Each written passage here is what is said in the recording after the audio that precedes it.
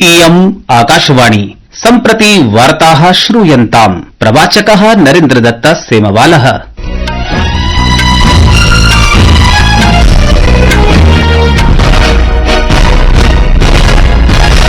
आदौ मुख्यवार्ताः।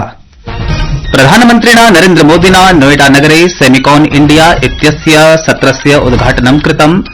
दशकस्य अन्तिमकालं यावत् भारतस्य विद्युदुपकरणानां क्षेत्रं $500 बिलियन मूल्यकं कर्तुं संकल्पः च समुच्चारितः। जलवायु परिवर्तनम्, ऊर्जा संक्रमणं च वैश्विकचिन्ताः सन्ति इति प्रधानमन्त्रिणा नरेन्द्र मोदिना प्रोक्तम्। वाणिज्य उद्योग मंत्री पीयूष गोयल वर्यः भारतीय उद्यमशीलानां कृते अन्ताराष्ट्रिय व्यापारस्य सुगमतां प्रवर्धयितुं ट्रेड कनेक्ट ई प्लेटफॉर्म इत्यस्य उद्घाटनं कृतवान्। वियतनाम देशे टाइफून त्यागी इत्यनेन चक्रवातेन मृतानां संख्या 50,100 यावत् सञ्जातास्ति। अपि च हॉकी क्रीडा द्वन्द्वे भारतेन मलेशिया दलम् 1 क्रीडनाङ्कं विरुध्य 8 क्रीडनाङ्कैः पराजित्य उपान्त्यचक्रे प्रविष्टम्। अथ वार्ताः विस्तरेण। अद्य सिलिकॉन कूटनीतेः युगम् अस्ति। भारतं च सेमीकण्डक्टर इत्यस्य बृहत्तमोत्पादन केन्द्रं भवितुं प्रत्येकम् उपायं करिष्यति इति प्रधानमन्त्रिणा नरेन्द्र मोदिना प्रोक्तम्। सः अवदत् यत् उपकरणेषु प्रयुज्यमाणस्य चिप इत्यस्य उत्पादन संख्यां वर्धयितुं सर्वकारः अवधानं प्रयच्छति। अद्य ग्रेटर नोएडा इत्यत्र सेमिकॉन भारतम् इत्यस्य कार्यक्रमस्य उद्घाटनानन्तरं प्रधानमन्त्री भाषमाणः आसीत्। स्वकीये भाषणे प्रधानमन्त्री देशे विद्युदुपकरणानां सेमीकण्डक्टर इत्यस्य च व्यापारं वर्धितुं सर्वकारेण कृताः विविधाः प्रोत्साहनोपक्रमाः समुद्घाटिताः। स अवदत् यत् अस्य दशकस्य अन्तिमकालं यावत् देशस्य विद्युदुपकरणानां क्षेत्रं $500 बिलियन मूल्यकं निर्मातुं सर्वकारेण लक्ष्यं निर्धारितम् अस्ति। डिजिटल इंडिया इत्यस्य उपक्रमस्य सफलतायाः विषये अपि प्रधानमन्त्रिणा प्रोक्तम् यत् देशे अस्य बहुगुणक प्रभावः दृश्यते। सः अवदत् यत् पूर्वं देशः दूरवाण्या आयातं करोति स्म, परन्तु अधुना सः दूरवाण्याः द्वितीयं बृहत्तमम् उत्पादकं निर्यातकं च अस्ति। अस्मिन् अवसरे सूचना प्रौद्योगिक मन्त्री अश्विनी वैष्णवः अवदत् यत् सर्वकारेण डिजिटल इंडिया टेलीकॉम मिशन इत्येतयोः माध्यमेन नागरिकाणां हस्तेषु प्रौद्योगिकी समानीता। अस्माकं संवाददाता प्रोक्तवान् यत् सेमिकॉन भारतम् इत्यस्मिन् कार्यक्रमे वैश्विक सेमीकण्डक्टर निर्माण विशेषज्ञानां शीर्ष नेतृत्वं सहभागं करिष्यति। अस्मिन् सम्मेलने 50,200 अधिकाः प्रदर्शकाः 50,100 वक्तारश्च भागं ग्रहीष्यन्ति। जलवायु परिवर्तनम्, ऊर्जा संक्रमणं च वैश्विकचिन्ताः सन्ति इति प्रधानमन्त्रिणा नरेन्द्र मोदिना प्रोक्तम्। डीकार्बनाइजेशन इत्यत्र हरित हाइड्रोजन इत्यस्य प्रभावं संवर्धितुं अन्ताराष्ट्रिय सहभागित्वं महत्वपूर्णम् अस्ति। अद्य दृश्य श्रव्य माध्यमेन हरित हाइड्रोजन विषये अन्ताराष्ट्रिय सम्मेलनं सम्बोधयन् प्रधानमन्त्री प्रोक्तवान् यत् उत्पादनस्य वर्धनं, व्ययस्य न्यूनीकरणं, निर्माणं च परस्पर सहयोगेन द्रुतगत्या प्रगतिं कर्तुं शक्नुवन्ति। वाणिज्य उद्योग मंत्री पीयूष गोयल वर्यः अद्य नवदिल्ल्याम् एकस्मिन् कार्यक्रमे भारतीय उद्यमशीलानां कृते अन्ताराष्ट्रिय व्यापारस्य सुगमतां प्रवर्धयितुं ट्रेड कनेक्ट ई प्लेटफॉर्म इत्यस्य समुद्घाटनं कृतवान्।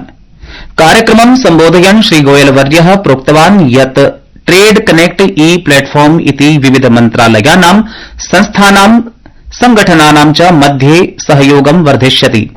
सः उल्लेखम् अकरोत् यत् एषः मञ्चः भविष्यत्कालीनः अस्ति, तथा च विविध सूचनानां, दत्तांशानां च सुलभतां वर्धिष्यति। मन्त्रिवर्यः इदमपि अकथयत् यत् आगामि संस्करणानि हिन्दी भाषायां तथा अन्यासु आधिकारिक भारतीय भाषासु अपि उपलभ्यन्ते। वियतनाम देशे टाइफून यागी इत्यनेन चक्रवातेन मृतानां संख्या 50,100 यावत् सञ्जाता अस्ति। यस्यानन्तरम् अद्य राजधान्याः हनोई क्षेत्रात् सहस्राधिकाः नागरिकाः सुरक्षिताः निष्कासिताः सन्ति। स्थानीय सञ्चारमाध्यमैः ज्ञातं यत् ह्यः लावो काई प्रान्तस्य दूरस्थे पर्वतग्रामे लांगनु इत्यत्र अपि यागी चक्रवातेन भूस्खलनं सञ्जातम्। येन न्यूनातिन्यूनं 22 जनाः मृताः सन्ति। संस्कृत वार्तायाः संस्करणम् इदानीम् आकाशवाणीतः प्रसार्यते। सममेव अयं कार्यक्रमः आकाशवाण्याः अन्तर्जालपटले www.newsonair.gov.in इत्यत्र अथ न्यूज ऑन एआईआर इति चलदूरभाषीय तन्त्रांशे अपि उपलब्धो भविष्यति। नागरिक उड्डयन इत्यस्मिन् विषये द्वितीयम् एशिया प्रशान्त मन्त्रिस्तरीय सम्मेलनम् अद्य नवदिल्ल्यां भारत मण्डपम् इत्यत्र समारप्स्यते। अन्ताराष्ट्रिय नागरिक उड्डयन संघटनं नागरिक उड्डयन मन्त्रालयः च सम्मिल्य द्विवार्षिकस्य कार्यक्रमस्य आयोजनं कुरुतः। भारतं विश्वस्य द्रुतगत्या वर्धमानं विमानन विपणिकेन्द्रम् अस्ति। सम्प्रति च निजक्षेत्रे तृतीयं बृहत्तमं विपणिकेन्द्रम् अस्ति। गत दशके भारते विमानयानानां संख्या 400तो संवर्ध्य 800तः अधिका सञ्जाता अस्ति। विमानस्थानकानि 74तः संवर्ध्य 57,100 यावत् वर्धितानि सन्ति। सर्वकारस्य उड़ान इत्यादिभिः उपक्रमैः क्षेत्रीय सम्पर्कं वर्धितमस्ति, येन दूरस्थानि क्षेत्राणि अपि विमानयान सञ्जाले एकीकृतानि भवेयुः इति सुनिश्चितं कृतमस्ति।